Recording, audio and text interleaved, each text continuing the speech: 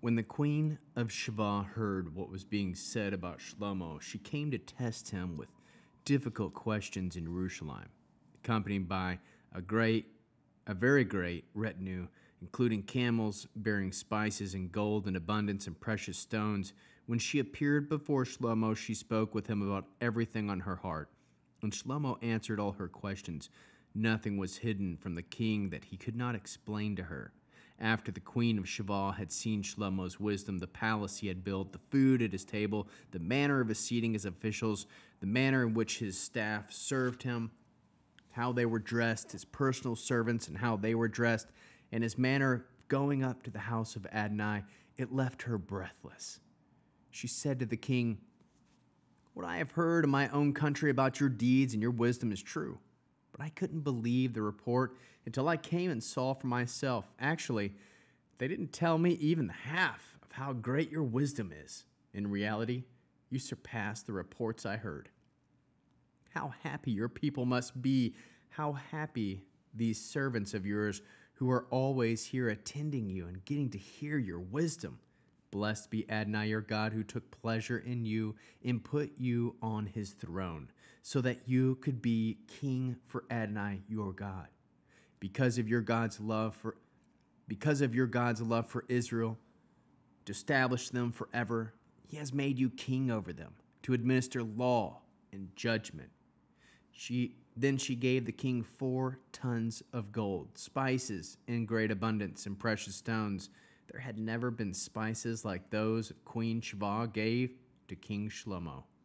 Hiram's servants and Shlomo's servants, who had brought the gold from Ophir, now brought sandalwood and precious stones. The king used the sandalwood to make walkways for the house of Adonai and for the royal palace. Also lyres and lutes for the singers. None like these had been seen before in the land of Yehudah.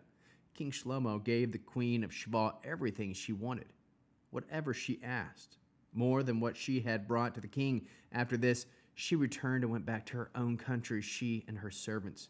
The weight of the gold Shlomo received annually came to 22 tons. Besides that which came from the customs, duties, and sales taxes, also all the Arab kings and regional governors brought gold and silver to Shlomo. King Shlomo made 200 large shields of hammered gold. 15 pounds of hammered gold went into one shield. He made 300 more shields of hammered gold, with 7.5 pounds going into one shield. The king put these in the house of the Lebanon forest. The king also made a great throne of ivory and overlaid it with pure gold. The throne had 6 steps and a gold footstool. These were fastened to the throne. There were arms on either side of the seat, 2 lions standing beside the arms, and 12 more lions standing on each side of the 6 steps. Nothing like it had been made in any kingdom. All King Shlomo's drinking vessels were of gold, and all the utensils of the house of the Lebanon forest were of pure gold. For in Shlomo's time, silver was regarded as having little value. The king had ships that could go to Tarshish with Hiram's servants. Once every 3 years, the Tarshish ships came in bringing gold, silver, ivory, apes, and peacocks. So King Shlomo surpassed all the kings on earth in both wealth and wisdom. All the kings on earth sought to have an audience with Shlomo in order to hear his wisdom, which God had put in his heart. Each one brought his present: articles of silver, articles of gold, clothing, armor, spices, horses, mules, and it continued year after year. Shlomo also had 4,000 stalls of horses for his chariots and 12,000 horsemen. He assigned them to the chariot cities and the king in Jerusalem. He ordered over all kingdoms from the Euphrates River through the land of the Plishtim to the border of Egypt. The king made silver in Jerusalem as common as stones, and he made cedars as abundant as sycamore fig trees that are in Shephelah. They brought horses from Shlomo, from Egypt, and from all countries. Other activities of Shlomo from beginning to end are written in the records of Natan the prophet, in the prophecy of Achaziah, Shiloh, and the visions of Iddo, the seer concerning Jeroboam and the son of Nebat. Shlomo reigned in Jerusalem over all Israel for 40 years. Then Shlomo slept with his ancestor and was buried in the city of David his father, and Rehoboam his son became king in his place. Rehoboam went to Shechem, where all Israel had come in order to proclaim him as king. When Jeroboam, the son of Nebat, heard of it, he returned from Egypt, where he had fled from Shlomo. They sent and summoned him So Jeroboam and all Israel came and said, Rehoboam, your father laid a harsh yoke on us. But if you will lighten the harsh service we had to render your father and ease his heavy yoke that he put on us, we will serve you. He said to them, come back to me after 3 days. So the people left.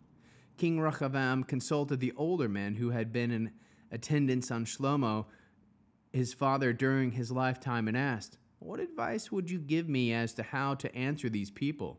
They said to him, if you will treat these people kindly, pleasing them and giving them favorable consideration, they will be your servants forever.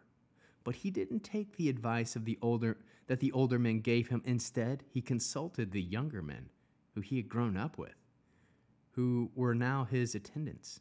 He said to them, what advice would you give me so that we can give an answer to these people who said to me, lighten the yoke that your father laid on us? The young men, grown up with him, said, the people said to you, your father made our yoke heavy, but you make it lighter for us. Here's the answer you should give them. My little finger is thicker than my father's waist. Yes, my father burdened you with a heavy yoke, but I will make it heavier. My father controlled you with whips, but I will control you with scorpions. So Jeroboam and all the people came to Rehoboam on the 3rd day, as the king had requested by saying, come to me again on the 3rd day. And the king answered them harshly, abandoning the advice of the older men. King Rehoboam addressed them according to the advice of the young men, and said, I will make your yoke heavy, and I will add to it. My father controlled you with whips, but I will control you with scorpions. So the king didn't listen to the people, and that was something God brought about, so that Adonai could fulfill his word, which he had spoken through Achiah from Shiloh to Jeroboam, the son of Nebat. When all Israel saw that the king wasn't listening to them, the people answered the king, do we have any share in David? We have no heritage in the son of Yoshi. Everyone to your tents, Israel. Care for your own house, David. So all Israel left for their tents. But as for the people of Israel living in the cities of Yehuda, Rehoboam ruled over them. But Rehoboam then sent Hadoram, who was in charge of the forced labor. But the people of Israel stoned him to death. King Rehoboam managed to mount his chariot and flee to Jerusalem. Israel had been in rebellion against the dynasty of David to this day. When Rehoboam arrived in Jerusalem, he assembled the house of Yehuda and Benjamin, 180,000 select soldiers to fight Israel and bring the rulership back to Rehoboam. But this word of Adonai came to Shemaiah, the man of God. Speak to Rehoboam, the son of Shlomo, king of Yehuda, and to all Israel in Yehuda and Benjamin. Tell them, this is what Adonai says. You are not to go up and fight your brothers. Every man is to go back home, because this is my doing. They paid attention to the words of Adonai and turned back from attacking Jeroboam. Rehoboam lived in Jerusalem and built cities for defense in Yehuda. He built Beit Lechem, Etam, Tekoa, Beit Zor, Sakho, Adullam, Gat, Marashah, Ziph, Adarim, Lachish, Azekah, Zorha, Ayalon, and Hebron. These are fortified cities in Yehuda and Benjamin. He fortified the strongholds, appointed captains in charge of them, and supplied them with food, olive oil, and wine. In every city he put shields and spears, making them very strong. Yehuda and Benjamin stuck with him. The Kohanim and Levi'im, from wherever they lived throughout all Israel, made themselves available to Rehoboam. The Levi'im left their pasture lands and property and came to Yehuda and Jerusalem, since Jeroboam and his sons had thrown them out, not allowing them to function as Kohanim for Adonai. And he appointed for himself Kohanim for the high places and for the image of goat demons and calves that he had made. Those from the tribes of Israel who had set their hearts on seeking Adonai, for God of Israel, followed them to Jerusalem to sacrifice to Adonai, the God of their fathers. For 3 years they strengthened the kingdom of Yehuda and made Rechavim, the son of Shlomo, strong, because for 3 years they followed the way of the life of David and Shlomo.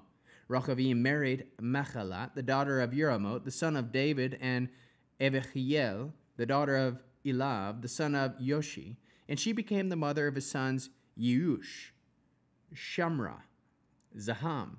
After her he married Maacah, the daughter of Avshalom. She became the mother of Ahijah, Atah, Ziza, and Shlimot. Rechavim loved Micah more than all his other wives and concubines, for he had 18 wives, 60 concubines, and was the father of 28 sons and 60 daughters. Rechavim appointed Aviah, the son of Micha, chief and leader of its brothers, because he intended to make him king. He was wise in the treatment of his sons, sending all of them out throughout the territory of Yehuda Benjamin to every fortified city, providing them with plenty of supplies and seeking for them many wives. But in time, after Rechavim had consolidated his rulership and had become strong, he, and with him all Israel, abandoned the Torah of Adonai. In the 5th year of the king of Rechavim, Shishak, king of Egypt, attacked Jerusalem because he had acted faithlessly towards Adonai. He came out of Egypt with 1,200 chariots, 60,000 horsemen, and a numberless army, including Luvim, Shuchim, and Ethiopians. He captured the fortified cities of Yehuda, then went to Jerusalem. Now Shimei the prophet came to Rechavim, the leaders of Yehuda, who had gathered to Jerusalem because of Shashak, and said to him, "Here's what Adonai says, because you have abandoned me, I will abandon you in the hands of Shishak." In response, the leaders of Israel and the kings humbled themselves. He said, "Adonai is right." When Adonai saw that he had humbled themselves, this word of Adonai came to Shimei. "Because they have humbled themselves, I will not destroy them, but will grant them a measure of deliverance.